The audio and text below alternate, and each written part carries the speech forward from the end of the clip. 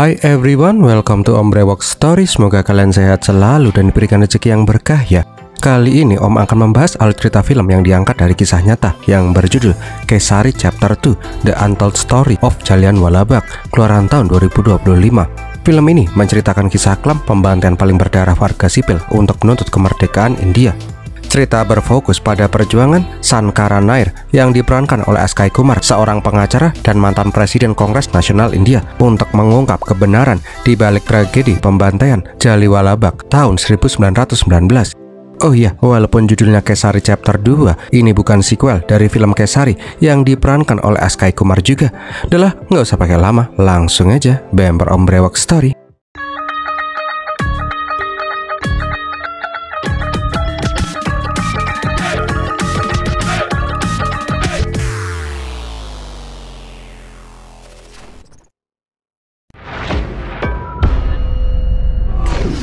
Awal kisah kita diperlihatkan orang-orang Muslim dan Sikh yang sedang melakukan demonstrasi damai di lapangan Jallianwala Bagh di Amritsar. Kenapa mereka pada demo? Om kasih gambarannya dulu aja ya, biar kalian bisa pada paham. So, di tahun 1919, pemerintah Inggris menerapkan Undang-Undang Rowlatt Act yang memungkinkan menangkap orang-orang India tanpa persidangan bila dianggap sebagai penentang pemerintahan Inggris. Rakyat India menganggap undang-undang itu sangat menindas dan menyalahi hak asasi manusia. Banyak tokoh-tokoh India seperti Mahatma Gandhi, Jawaharlal Nehru, dan lain-lain mulai memimpin aksi protes damai. Pada 13 April 1919, ribuan orang berkumpul di lapangan Jallianwala Bagh untuk berdemo secara damai dan memperingati festival Baisakhi. Oke, sampai sini udah pada tahu kan latar belakangnya? Lanjut deh. Di demo itu ada seorang anak yang berusia 15 tahun yang bernama Pargat Singh yang juga ikutan berdemo bersama ibunya dan adiknya. Ibunya si Pargat menyuruh si Pargat untuk pulang bersama adiknya, biar orang-orang tua saja yang ikutan berdemo. Tapi Pargat menolak, perjuangan tidak mengenal umur, dia akan ikut berjuang bersama yang lain demi India merdeka. Tak lama kemudian, datanglah Jenderal Inggris yang bernama Reginald Dyer bersama 90 pasukan bersenjata lengkap. Dengan aba-abanya, seluruh pasukan langsung menodongkan senapan mereka ke para demonstran. Ajudan Dyer yang bernama Mayor Bridge bertanya, apakah mereka itu tidak memberikan tembakan peringatan dulu. Namun Dyer sama sekali tidak menanggapi pertanyaan itu. Alhasil, seluruh pasukannya pun langsung membantai semua warga sipil yang berada di sana. Kepanikan pun terjadi, semua orang mencoba menyelamatkan diri mereka masing-masing. Sialnya, Pargat itu terpisah dengan ibu dan adiknya. Oh, ini sorry ya, Om sensor sana sini, bahaya banget buat dolar soalnya.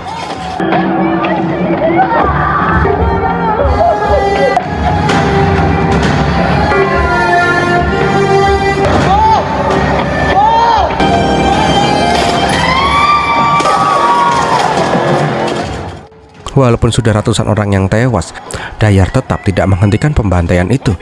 Bahkan dia menyuruh pasukannya membunuh setiap orang yang hendak melarikan diri. Entah itu sial atau beruntung, Pargat tertimpa mayat-mayat sehingga dia tidak bisa bergerak. Naasnya, ibunya si Pargat yang mencari-cari putranya harus tewas terkena tembakan. Setelah 10 menit pembantaian itu, Dyer memerintahkan pasukannya memasang bayonet dan menyuruh membunuh semua orang yang masih bergerak. Pargat berhasil meloloskan diri dari tumpukan mayat yang menghampiri dirinya. Tapi naasnya, di saat itu dia melihat si Vera ditembak mati oleh tentara. Para tentara itu tidak peduli, walaupun anak kecil sekalipun. Semua orang di lapangan itu harus mati. Nah, di saat yang bersamaan di Delhi, diperlihatkan sebuah persidangan menuntut tokoh Punjab, Profesor Kirpal Singh sebagai teroris. Sebelum lanjut, Om kasih latar belakangnya dulu aja ya, biar kalian pada paham. Nah, di tahun 1914, ketika Perang Dunia Pertama meledak, Inggris mengalami krisis tentara di daerah koloninya karena tentara asli Inggris dikirim ke medan perang di Eropa. Karena hal itu juga lah Inggris memberikan sebuah janji manis. Siapa saja warga negara India yang ingin menjadi tentara Inggris, maka Inggris akan memberikan kemerdekaan untuk mereka semua setelah perang berakhir. Karena janji manis itu, banyak daerah yang memutuskan untuk ikut berperang. Total ada sekitar 1,5 juta orang India menjadi tentara Gurkha. Dan penyumbang tentara paling banyak berasal dari wilayah Punjab. Tapi setelah Perang Dunia Pertama berakhir, janji manis Inggris hanyalah isapan jempol belaka. Karena hal itu juga lah banyak orang India yang merasa tertipu dan marah. Salah satunya mantan mayor tentara Gurkha yang bernama Profesor Kirpal Singh. Dia akhirnya membentuk tentara pemberontak yang balik melawan pasukan Inggris. Karena hal itu juga lah Letnan Gubernur Punjab yang bernama Michael O'Dowd merasa jengah. Di dalam kantor gubernuran, O'Dowd berkonsultasi dengan Tirat Singh, legal advisor Michael O'Dowd. O'Dowd sangat marah dan meminta si Tirat untuk membereskan semua ini. Dengan pengaruhnya, Tirat menunjuk seorang pengacara paling hebat di India yang bernama Sankara Nair. Dengan kejeniusannya, Nair mulai mengumpulkan bukti-bukti untuk memenjarakan Kirpal Singh. Bila Nair berhasil, pihak Inggris menjanjikan keanggotaannya ke Dewan Eksekutif Viceroy yang berisi para bangsawan Inggris yang tinggal di India. Singkat cerita, hari persidangan pun tiba. Pengacara Kirpal menyangkal kalau klien itu adalah teroris. Sudah bertahun-tahun dia mengabdi untuk tentara Inggris. Setelah tidak terpakai, pihak kerajaan memfitnah si Kirpal sebagai teroris. Namun Nair punya asumsi lain. Dengan fakta-fakta dan bukti yang kuat, Nair berhasil menyudutkan Kirpal Singh. Singkat cerita, pihak kerajaan Inggris pun berhasil memenangkan persidangan. Tentu saja dibantu dengan cara kotor Inggris untuk menyudutkan si Kirpal. Alhasil, Kirpal pun dijatuhi hukuman penjara karena diduga sebagai ketua teroris yang membahayakan kerajaan Inggris. Nah, di luar pengadilan, Kirpal Singh sempat berbicara dengan Nair. Dia bilang kalau hukum India itu sudah mati. Hukum tidak bisa membedakan antara revolusioner dengan teroris. Sayang, pengacara sehebat Nair, putra bangsa India asli, malah salah memilih kubu. Sebelum digelandang, Kirpal bilang dia berharap suatu hari nanti Nair bisa melihat cahaya yang akan menuntunnya di jalan yang benar. Malam harinya diadakan acara makan malam bersama untuk syukuran karena tadi itu mereka menang sidang. Di kala itu, Tirat dan Odover memberikan sepucuk surat untuk si Nair, dan surat itu berisi undangan resmi menjadi member tetap di Dewan Viceroy. Istri Nair yang bernama Parvati sangat bangga karena Nair akan menjadi orang India asli pertama yang menjadi member tetap di Dewan Viceroy. Keesokan harinya, Nair pun dianugerahi gelar bangsawan dari kerajaan Inggris. Semua orang pun bertepuk tangan atas semua pencapaiannya si Nair. Sebelum lanjut, Om terima kasih dulu nih untuk kakak-kakak yang sudah ngirimin Om super thanks. Terima kasih untuk Kak Fitri Hulya, Kak Asih Herluniasih, dan Kak Dewi Masita. Semoga rezeki kakak-kakak ini selalu dilimpahkan ya. Kalau ada yang mau ikutan support Om juga, bisa dengan super thanks juga ya. Terima kasih sekali. Oke, kita kembali lagi ke cerita utama. Malam hari setelah pembantaian, Jenderal Dyer dan Mayor Bridge menemui Gubernur Odover. Odover itu ngamuk kenapa Dyer membantai warga sipil. Kalau media sampai tahu, mereka akan disudutkan. Karena hal itu jugalah Odover pun memerintahkan Tiran untuk memanipulasi media. Dengan kekuatan militer, mereka menyekap dan menganiaya para awak media. Mereka juga mengganti berita tentang pembantaian warga sipil menjadi kisah heroik Jenderal Dyer yang melenyapkan teroris berbahaya. Di distrik Morgue, terlihat tumpukan mayat yang dibiarkan begitu saja. Karena pemakaman dan tempat kremasi yang tidak bisa menampung ribuan mayat seperti itu, pemerintah Inggris membuang mayat-mayat itu di sungai. Tapi karena sikap serampangan pasukan Inggris, banyak tekanan untuk menyelidiki kasus kematian yang katanya pembersihan teroris itu. Untuk menutupi hal itu, Inggris akan memberikan kompensasi ke keluarga korban tewas. Dana itu juga sebagai uang tutup mulut agar tidak ada yang berani memblow up kasus ini. Untuk lebih amannya, Tirat menyarankan Sankara Nair sebagai orang yang ditugaskan menyelidiki kasus ini. Nair adalah member Viceroy, jadi dia pasti akan mendukung pihak Inggris. Keesokan harinya, Nair datang ke kantor gubernuran. Nah, di kala itu dia melihat ada anak remaja yang bukan lain adalah si Pargat menuntut keadilan kematian adik dan ibunya beserta ribuan orang yang lain.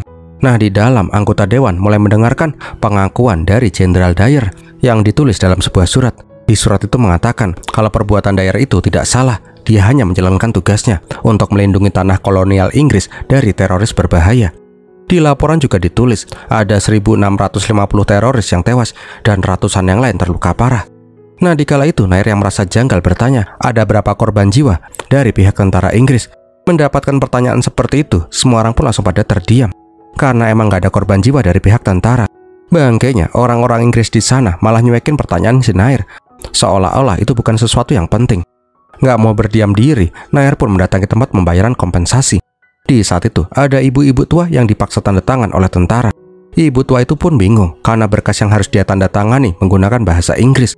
Ibu tua itu juga bertanya ke Nair, sebenarnya apa yang sedang mereka lakukan di sana. Pas dikasih tahu kalau mereka akan mendapatkan kompensasi sebesar 25 rupiah atas kematian sanak keluarga mereka. Pihak keluarga juga tidak bisa menuntut kerajaan Inggris atas matinya keluarga mereka. Setelah mendengar itu, semua orang pun langsung pada kaget. Karena sejak awal mereka itu pada nggak tahu kalau uang itu untuk mengganti nyawa sanak keluarga mereka. Yang mereka tahu, mereka cuma disuruh kumpul, disuruh tanda tangan, dan diberi uang. Merasa ini semakin janggal, Nair pun bertanya ke Tirat, apa benar ini misi penumpasan teroris? Karena yang Nair lihat di lapangan, orang-orang yang mati kebanyakan wanita dan anak-anak. Tapi apa yang dibilang sama si Tirat, pihak Inggris akan menambahkan uang kompensasi untuk keluarga korban. tanpa menjawab pertanyaannya si Nair. Tak lama kemudian, Jenderal Dyer pun datang ke sana. Setelah tuh jenderal datang, Tirat menyuruh memanggilkan tentara yang bernama Jan Nissar. Dengan muka babak belur dan berjalan menggunakan tongkat, Jan menghadap si Tirat. Rupanya Jan ingin mengajukan komplain karena mendapatkan tindakan kekerasan dari Jenderal Dyer. Selama berhari-hari, Jan memperjuangkan keadilan untuk dirinya. Nah, di saat itu Dyer meminta surat komplain dari si Jan. Bukannya dibaca, surat itu pun dirobek-robek tepat di depannya si Jan. Dyer juga menyuruh Jan untuk pergi. Kalau Jan sampai komplain lagi, Jan gak akan hanya babak belur, tapi akan mati. Melihat itu, Nair pun hanya bisa terdiam melihat dua orang di depannya melakukan hal itu. Nah, pas mau pergi dari gubernuran, Nair melihat si Pargat yang tertidur di jalan. Nair yang penasaran bertanya ke tentara penjaga. Dari tentara itu jugalah Nair baru tahu kalau setiap hari Pargat datang dengan lukisannya untuk menuntut keadilan kematian keluarganya. Malam harinya, jiwa Nair pun bergejolak hebat. Dia merasa ada yang sangat janggal dalam kasus ini. Keesokan harinya, Nair pun mendatangi rumahnya si Pargat. Ketika hendak memperkenalkan diri, Pargat sudah langsung tahu siapa itu Sankara Nair. Nair pun memberikan nasihat ke Pargat. Kalau seorang diri, suaranya tidak akan didengar. Lebih baik Pargat kembali bersekolah agar pas dewasa Pargat bisa membela kaum yang tertindas sepertinya. Nair pun menawarkan akan membiayai sekolahnya si Pargat sampai dia lulus kuliah. Nah, di saat itu Nair pun tertegun ketika si Pargat bilang kalau dia adalah putra dari Kirpal Singh, orang yang dipenjarakan oleh si Nair. Sebelum ditangkap, ayahnya pernah bilang perjuangannya murni ingin melihat India merdeka agar Pargat dan Sivena bisa hidup dengan bebas. Tapi semua impian ayahnya sirna. Kirpal ditangkap atas tuduhan terorisme, sedangkan ibu dan adiknya tewas dibantai oleh tentara Inggris. Jadi dengan berat hati, Pargal menolak mau sekolah setinggi apapun. Kalau Inggris masih berkuasa, orang-orang India hanya akan dianggap orang-orang kelas bawah. Karena omongan si Pargat itu, Nair pun kembali tidak bisa berkata-kata lagi. Seakan-akan pengalaman dia menjadi pengacara selama bertahun-tahun sirna di depan anak kecil berusia 15 tahun. Malam harinya diadakan pesta di Dewan Viceroy. Semua bangsawan Inggris datang ke sana, termasuk Nair dan Parvati. Pembahasan di meja makan adalah memberi selamat ke Jenderal Dyer yang telah berhasil mengeliminasi ribuan teroris India. Mendengar itu, Nair merasa sangat tidak nyaman. Di saat Odower bersulang untuk raja, Nair memutuskan untuk pergi ke kamar kecil. Tapi pas mau masuk ke kamar kecil, Nair dilarang oleh penjaga di sana. Walaupun sudah bilang kalau dia adalah member Viceroy, tapi penjaga itu tetap tidak mengizinkannya. Tak berselang lama, Jenderal Dyer juga hendak ke kamar kecil. Namun apa yang dia bilang kalau sudah peraturan orang India dan anjing dilarang menggunakan kamar kecil yang sama dengan orang bule. Karena sikap diskriminatif itulah, Nair semakin marah dengan keadaan. Parvati yang melihat suaminya direndahkan hanya bisa terdiam memandangi Nair dengan nanar mata yang sedih. Singkat cerita, Dewan mengambil suara tentang tindakan Jenderal Dyer, apakah bersalah atau tidak. Nah, di kala itu Nair menulis Jenderal Dyer bersalah. Tapi pas diumumkan, Odower menyebutkan kalau seluruh anggota Dewan Viceroy memutuskan kalau Jenderal Dyer tidak bersalah atas pembantaian ribuan orang India. Ketika Nair hendak protes, dia pun langsung dicegat oleh si Tirat. Lebih baik Nair diam saja, jangan sampai keanggotaannya di Dewan Viceroy dicabut gara-gara hal itu. Karena sudah tidak tahu harus berbuat apa lagi, Nair memutuskan untuk mundur dari kasus Jenderal Dyer dan dia pun akan kembali ke rumahnya. Sebelum pulang, dia ingin menemui si Pargat untuk terakhir kalinya. Nah, pas sampai di rumahnya si Pargat, banyak orang yang berkumpul di sana. Rupanya tadi pagi, Pargat ditemukan tewas dibunuh. Pergelangannya dipotong dan perutnya dicongkel.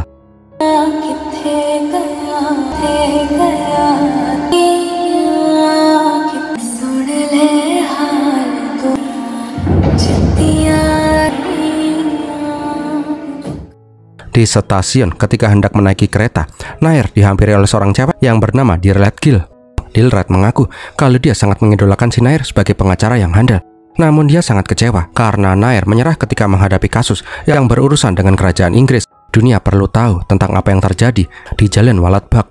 Namun Nair beralasan kalau lawan itu adalah kerajaan Inggris. Sekeras apapun mereka berusaha, tidak akan ada artinya. Sebelum pergi, Dilrat memberikan lukisan terakhir si Pargat sebelum dia mati. Lukisan yang menginginkan keadilan atas pembantaian ribuan orang sipil tak bersalah. Beberapa hari kemudian, Dilrat mendaftarkan tuntutan atas nama Jenderal Dyer. Hal itu pun membuat kubu kerajaan Inggris menjadi panas. Tirat dan Dyer menganggap itu sebagai tindakan melawan kerajaan Inggris. Pengacara Tirat, Atul Kumar, bilang mereka itu nggak perlu takut, persidangan seperti ini akan mereka menangkan dengan mudah. Permasalahannya, hakim yang akan memimpin sidang adalah Hakim McCarthy. Dia itu terkenal tegas dan adil. Dia tidak peduli apakah orang Inggris atau orang India, semua sama di mata hukum. Singkat cerita, hari persidangan pun digelar. Di saat itu, Jenderal Dyer memandangi si Dilrat dengan sangat tajam. Ketika Diret disuruh menyampaikan tuntutannya, Diret pun berkata dia ingin didampingi pengacara senior. Seketika seisi ruangan menjadi heboh karena pengacara senior yang dimaksud adalah Sankara Nair. Kenapa Nair bisa ikut terlibat? Kita flashback kembali. Pas menerima lukisan dari si Pargat, Nair memutuskan untuk tidak kembali ke Delhi. Bersama Dilred, Nair berniat menguak tragedi ini ke mata dunia. Nair juga mendatangi lapangan Jallianwala Bagh, saksi bisu pembantaian terjadi. Setelahnya, dia pun semakin mantap untuk menyeret Jenderal Dyer ke persidangan. Nggak mau membuang waktu, Dilred langsung mendatangi semua keluarga korban pembantaian. Namun sayang, mereka tidak mau membuka mulut karena takut dengan tentara Inggris. Dilred dan Nair pun juga mencari petunjuk yang bisa mematahkan statement kerajaan Inggris kalau para demonstran itu adalah teroris. Ketika melihat lukisan Pargat yang ada pesawat militer di atas Jallianwala Bagh, Nair memerintahkan si Dilred untuk mencari informasi tentang itu. Dengan memanfaatkan petugas militer yang korup, Nair berhasil mendapatkan flying logbook pesawat militer. Pokoknya, dalam beberapa hari, Nair dan si Dilred berhasil mengumpulkan petunjuk-petunjuk dan bukti-bukti penting. Kembali lagi ke masa kini, intinya sih, Nair bilang kalau ini bukan aksi pembersihan teroris, melainkan pembantaian warga sipil oleh militer kerajaan Inggris. Nair berkata, 600 meter dari lapangan Jallianwala Bagh terdapat kantor polisi. Bila mereka memang teroris bersenjata lengkap, nggak mungkin mereka bisa lewat depan kantor polisi itu dengan tenang.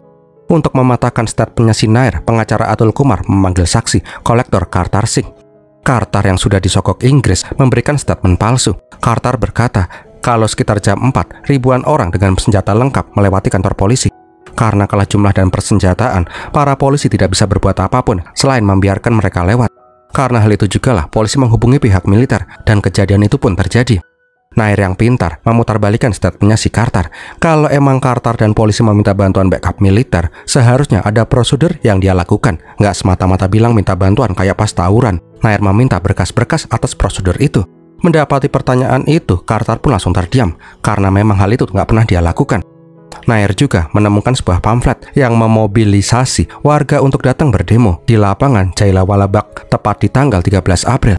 Nair juga menemukan bukti telegram 3 hari sebelum kejadian. Telegram itu meminta pasukan Gurkha untuk bersiap-siap di tanggal 13 untuk menjalankan misi di lapangan Jallianwala Bagh. Gimana bisa militer sudah tahu akan ada konsentrasi teroris 3 hari sebelum kejadian dan tidak mengambil pencegahan?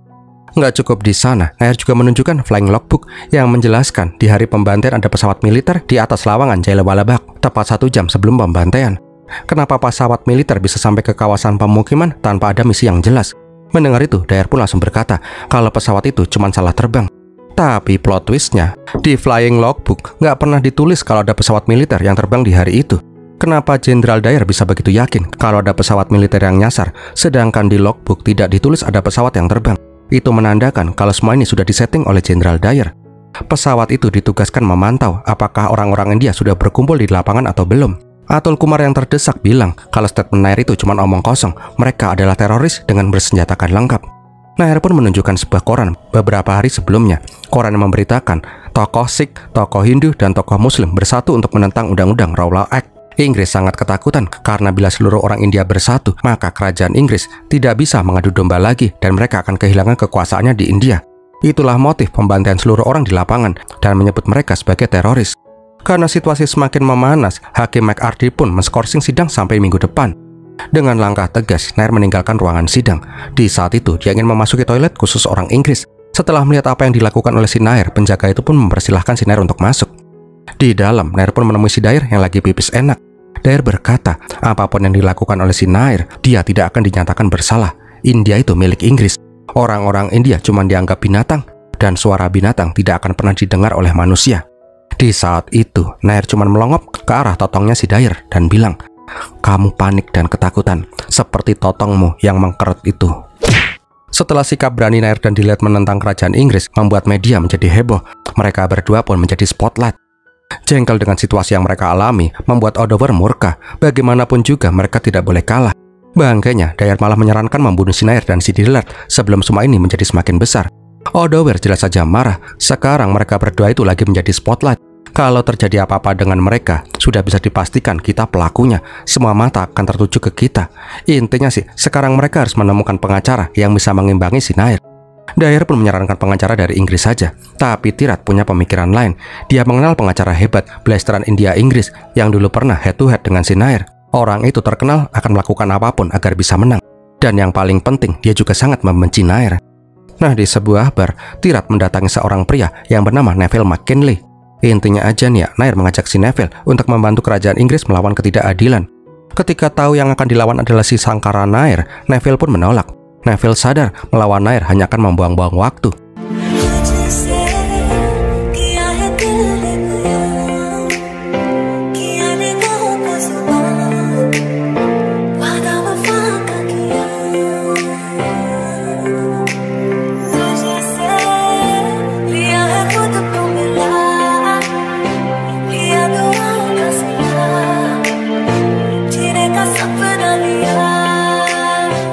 Setelah Om puas lihat Mbak Gendal-Gendul yang nyempil, Tirat kembali menemui si Neville.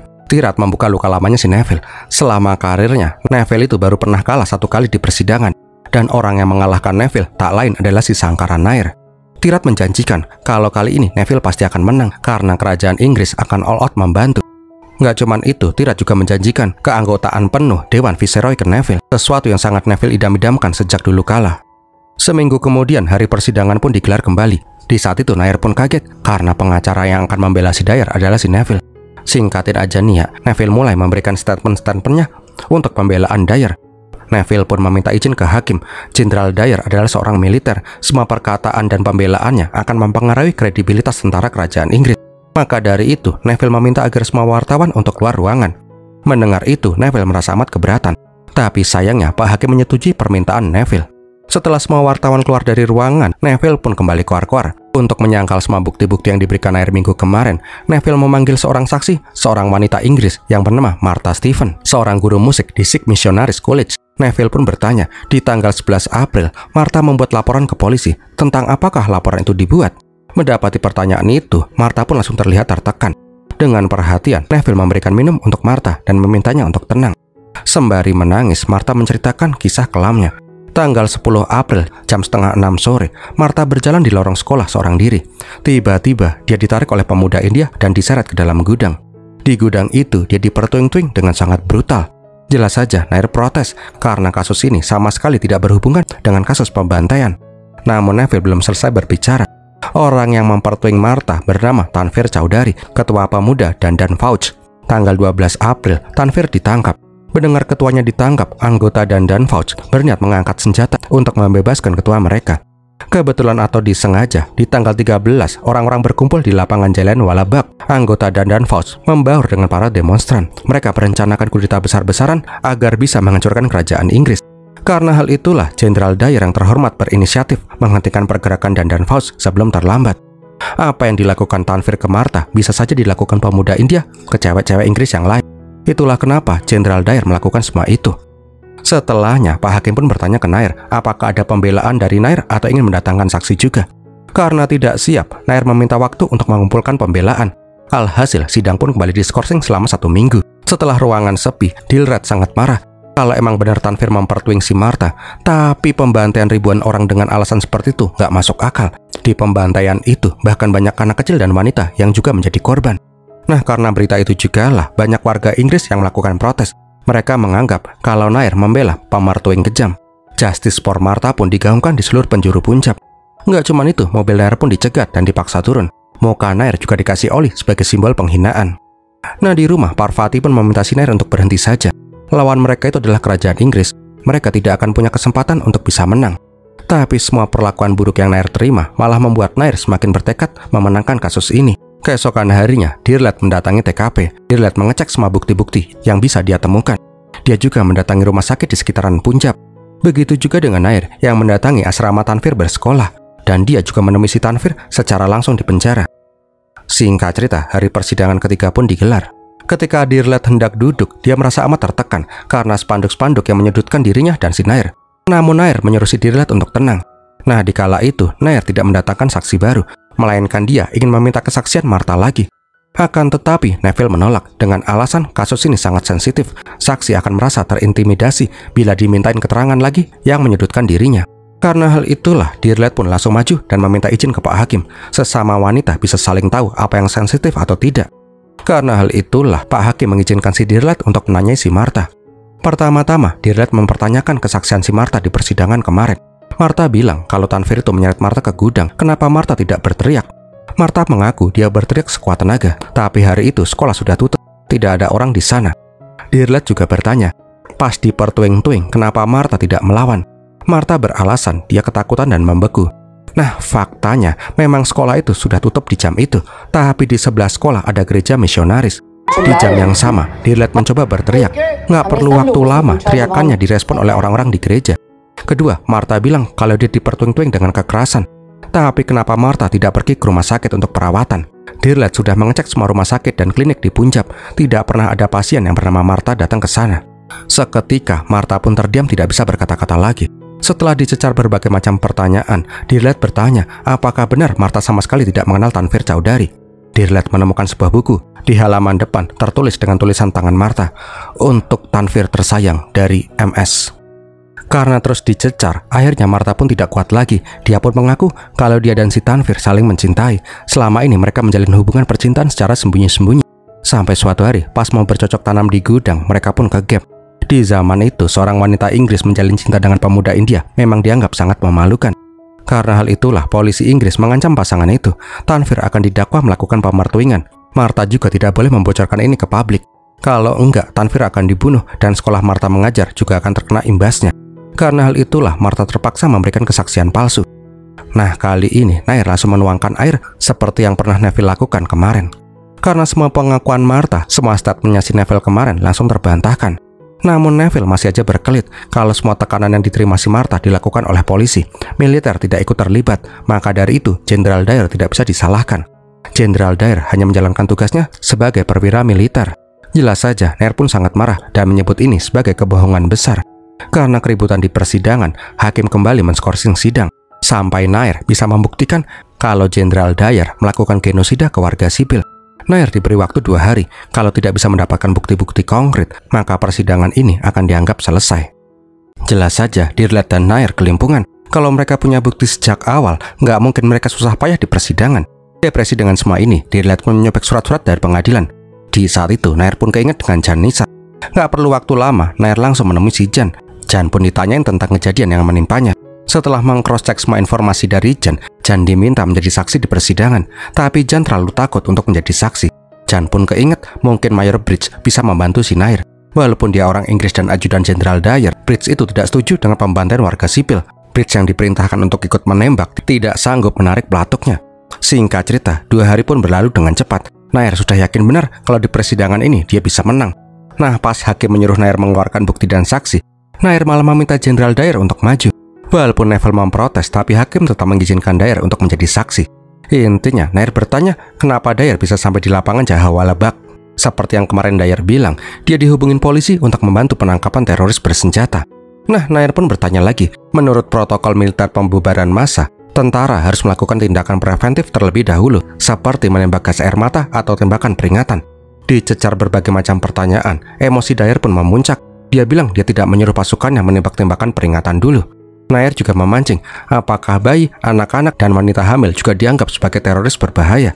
Dyer kembali berujar, kalau pengorbanan kecil seperti itu tidak berarti, asalkan tujuan membebaskan kerajaan Inggris dari teroris bisa terwujud. Belum cukup di sana, Nair menunjukkan sebuah foto. Apakah Dyer mengenali orang di foto tersebut? Dengan mantap, Dyer bilang dia tidak mengenali orang India itu. Padahal tuh orang adalah mantan prajuritnya, Jan Nisa. Nair bilang ke hakim kalau beberapa waktu yang lalu Jan Nisa digebukin oleh Dyer sampai dia menjadi cacat total. Kalau alasan Dyer menghukum Jan karena peletonnya telat ketika menjalankan misi, tapi di peletonnya itu ada 25 orang dan yang menerima hukuman cuma Jan Nisa seorang. Karena dialah satu-satunya orang India di peleton itu. Sejak awal, Dyer tidak menyukai orang India. Itulah kenapa dia membantai orang-orang di lapangan karena ketidaksukaannya dengan orang India. Ditambah, Nair berhasil menemukan fakta baru. Kalau dulu ketika Dyer bersekolah di Simla, pas kecil, dia selalu dibully oleh anak-anak India. Itulah awal mula Dyer membenci orang India. Ditambah, keluarganya juga sangat rasis terhadap orang India. Dari dokter yang pernah merawat Dyer pas masih kecil, Dyer didiagnosa mengidap penyakit temperamental tinggi yang membuat dia meledak-meledak ketika marah. Karena terus ditekan, Dyer mengeluarkan sifat aslinya. Dia berteriak sambil mencekik si Nair, "Berhenti, atau aku akan membunuhmu seperti orang-orang India itu." Seketika, seisi ruangan pun langsung hening. Tanpa sadar, si Dyer itu mengaku kalau dia emang membunuh ribuan orang India cuman karena rasa tidak sukanya terhadap orang India. Nah, walaupun sudah mengakui perbuatannya, hakim kembali menskorsing persidangan untuk memberikan waktu ke Neville untuk menyiapkan berkas-berkas pembelaan. Nah, di malam harinya, Dyer pun marah besar karena Neville tidak bisa membelanya dengan benar. Lah gimana ya, mau 1000 pengacara sekalipun, kalau Dyer gampang kepancing kayak tadi, mereka itu pasti bakalan kalah. Tirat pun bertanya apakah mereka udah bisa menggunakan cara kotor untuk menjegal si Nair. Di saat itu Neville bilang kalau dia akan menunjukkan seni dalam persidangan. Neville sudah punya rencana untuk mengalahkan Nair. Beberapa hari kemudian persidangan pun digelar kembali. Tapi kali ini Nair dan si Dirlet tidak terlihat di meja mereka. Kenapa bisa begitu? Karena semalam rumah Nair digerebek polisi karena diduga menggunakan data militer tanpa izin. Nair pun dianggap sebagai mata-mata. Dia pun ditahan untuk dimintain keterangannya. Karena hal itu jugalah Neville meminta semua bukti dan saksi yang didatangkan Nair kemarin dianggap tidak pernah ada. Singkat cerita, Hakim McCarthy pun menyuruh para juri berdiskusi menentukan nasib Jenderal Dyer. Tak lama berselang, semua juri pun keluar dan hasil dari rundingan mereka menyatakan kalau Jenderal Dyer tidak bersalah atas pembantaian warga sipil di lapangan Jaiwalan Bak. Nah, sore harinya Nair pun diperbolehkan pergi dari tempat penyekapannya. Dyer bilang dia masih berbaik hati tidak membunuh si Nair. Dyer juga berkata, benar apa yang dibilang sama si Nair. Sejak kecil, Dyer sangat membenci orang India, khususnya anak-anak Sikh yang membulinya. Tapi sekarang dia merasa sedikit puas karena telah membantai anak-anak Sikh. Dyer juga bilang dia tidak akan berhenti sampai hatinya merasa terpuaskan. Setelah sampai di rumah, Parvati pun langsung memeluk si Nair. Parvati meminta si Nair untuk berhenti. Lebih baik mereka pulang ke Kerala, hidup dengan damai sampai tua. Keesokan harinya, Dirlet pun melepas kepergian Nair dan Parvati. Dia juga sadar kalau mereka tidak akan bisa menang melawan kerajaan Inggris. Nair pun berharap Dirlet bisa menjadi pengacara handal di masa depan. Selama berbulan-bulan kemudian, Nair hidup dengan damai di kampung halamannya. Tapi hati kecilnya tidak akan pernah bisa damai. Begitu juga dengan si Dirlet. Sampai suatu hari, Nair mendapatkan kiriman surat. Rupanya surat itu berasal dari Kipral Singh. Kipral pun menulis kalau dulu dia sangat membenci si Nair. Tapi sekarang Kipral sangat menghormati si Nair. Nair sudah membuktikan kalau dia emang orang India tulen yang berjuang mati-matian demi bisa menguak keadilan. Kipral juga menjelaskan kematian putranya. Di hari itu, Parget yang seorang diri dihampiri oleh tentara Inggris. Anak kecil 15 tahun itu dipegangin dan pergelangannya diputus. Begitu juga dengan perutnya yang dicongkel. Dia mati dengan cara paling tidak bisa dibayangkan oleh anak seusia dia. Tapi Kipral bersyukur putra-putri dan istrinya sekarang bisa berkumpul lagi di tempat yang lebih damai. Setelah mendapat surat dari si Kipral, Nair langsung mendatangi Dirlet lagi. Nair meminta si Dirlet untuk mengangkat kasus Jenderal Dyer lagi. Pertama-tama mereka mencurigai para juri yang bertugas di hari itu. Dirlet langsung mengecek semua rekening para juri. Dan walah, ada kiriman uang dari kerajaan Inggris untuk para juri-juri itu. Setelah merasa dapat cukup bukti, Nair membuka kembali persidangan Jenderal Dyer. Tapi apa yang Nair dapat? Hakim yang baru, Luke Kenny, langsung menolak peninjauan kembali kasus Jenderal Dyer. Kenny beralasan kalau kasus Jenderal Dyer sudah ditutup. Jadi walaupun ada bukti baru, tidak akan bisa menuntut Jenderal Dyer lagi. Gak percaya dengan apa yang dia dengar, emosi Nair pun memuncak. Dia makyu-makyuin tuh hakim. Kenny pun bilang kalau dia bisa saja mencabut izin pengacara Nair kalau Nair gak mau meminta maaf. Tapi Nair gak gentar, buat apa jadi pengacara kalau hukum masih bisa diatur-atur. Alhasil, Nair pun diseret dari persidangan itu. Jelas saja yang merasa amat puas adalah si Dyer. Musuh terbesarnya akan dicabut izin pengacaranya. Sebagai rasa terima kasih, Odower pun menepati janjinya membuat Neville menjadi member tetap di Dewan Viceroy. Namun Neville bilang ini belum selesai. Nair memang sudah kalah, tapi dia belum hancur. Neville ingin menghancurkan si Nair sampai ke tulang sumsumnya. Neville meminta si Tirat untuk mengatur semua media harus datang pas persidangan Nair di Kongres besok. Buat dia tidak berani keluar rumah selamanya. Beberapa hari kemudian, Kongres persidangan Nair pun digelar. Di saat itu, Kenny bilang dia bisa saja membatalkan tuntutannya asalkan si Nair mau meminta maaf. Nah, di saat itu, Nair tingak-tinguk melihat banyaknya wartawan di sana. Nair pun meminta izin menjawab dengan menggunakan bahasa India. Nair berkata dia meminta maaf, tapi bukan meminta maaf ke Kongres itu, melainkan meminta maaf ke para korban pembantaian yang tidak bisa mendapatkan keadilan hukum. Dengan berapi-api, Nair menyebut kalau Dyer dan kerajaan Inggris telah melakukan kejahatan perang yang sangat berat. Di saat Kenny menyuruh Nair berhenti berbicara, Nair berkata kalau ada peraturan di Rule 7C, Bar Council. Mendengar itu, senyuman Neville pun langsung hilang. Peraturan itu berbunyi, orang yang punya bukti dalam persidangan Kongres akan dilindungi hukum sampai dia selesai menjelaskan semua bukti-buktinya. Baru deh Neville sadar kalau ini semua adalah rencana Nair sejak awal. Dia sengaja menghina persidangan agar dia diseret ke persidangan Kongres. Belum lagi dengan banyaknya wartawan, media bisa langsung melihat bukti-bukti yang dibawa oleh si Nair. Nair itu punya bukti kalau Hakim McCarthy dan para juri di persidangan ditekan dan disuap oleh kerajaan Inggris. Sebagai saksi, Nair memanggil juri nomor 7, Harold Laxi. Sebelum ini, Laxi sudah ditemui oleh si Dirlet. Dirlet pun mengancam akan membeberkan semua transaksi ilegal si Laxi bila Laxi tidak berkata jujur. Di persidangan itu, akhirnya Laxi pun mengatakan kalau sebagian besar dari para juri aslinya menyatakan Jenderal Dyer itu bersalah. Tapi semua perkataan mereka dipelintir oleh Hakim McCarthy. Jenderal Dyer tidak hanya membantai ribuan warga sipil India, dia juga sering menyiksa orang-orang India layaknya binatang ternak. Nair pun meminta semua wartawan untuk menulis fakta yang sebenarnya. Walaupun Dyer tidak bisa dihukum atas semua kejahatannya, tapi di hari itu Nair bisa menunjukkan ke dunia kalau hukum di India tidak bisa ditindas oleh siapapun. Gara-gara hal itu jugalah tokoh-tokoh besar di India mengutuk perbuatan Jenderal Dyer. Tekanan dari dunia internasional pun mulai berdatangan menyudutkan kerajaan Inggris. Beberapa hari kemudian, Neville memutuskan untuk keluar dari Dewan Viceroy. Dia sadar kalau dia tidak bisa mengalahkan Sankara Nair. Karena tekanan internasional, Michael O'Dover pun memutuskan mengundurkan diri dari posisinya. Tirat Singh juga mendapatkan tekanan oleh orang-orang India yang menganggap dia sebagai pengkhianat bangsa. Suatu hari diperlihatkan Jenderal Dyer yang hendak diberikan bintang jasa. Tapi Mayor Bridge menghentikan itu. Bridge bilang kalau ada perintah dari pusat, mulai hari ini Jenderal Dyer ditarik dari lapangan dan diminta kembali ke Inggris. Dan filmnya pun berakhir. Bentar deh, nyempil dikit. Menurut sejarah, Michael O'Dover yang mengatakan kalau dia mengundurkan diri jadi gubernur Punjab aslinya dipecat karena ikut bersekongkol dengan Dyer. Jenderal Dyer ditarik dari kesatuan lapangan.